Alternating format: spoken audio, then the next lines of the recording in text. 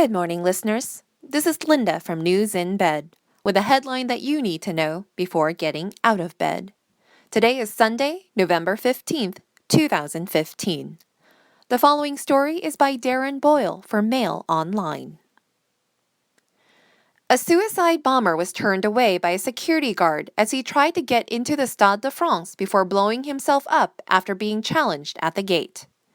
The terrorist was one of 3 different cells who launched coordinated attacks across Paris on Friday night, which claimed the lives of at least 129 people. A security guard on duty at the 80,000-seat stadium challenged one terrorist who tried to access the stadium with a match ticket 15 minutes into the game between France and Germany, which was attended by President Francois Hollande. The terrorist walked away from the guard after he was frisked and detonated his vest moments later. The first terrorist was part of a team of 3 who it is feared wanted to access the stadium before detonating their explosive vest, which would have caused mass casualties.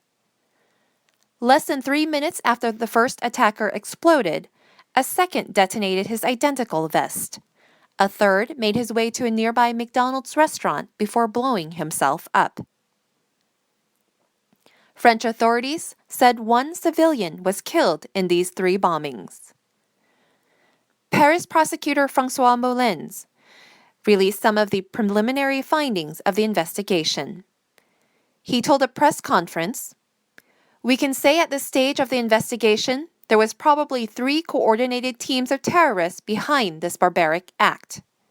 He also confirmed that French authorities had a security file for Islamist radicalization on one of the attackers, who also had a criminal record but had never spent time in jail. He added that a person who had hired one of the cars used in the attacks was stopped at the Belgian border.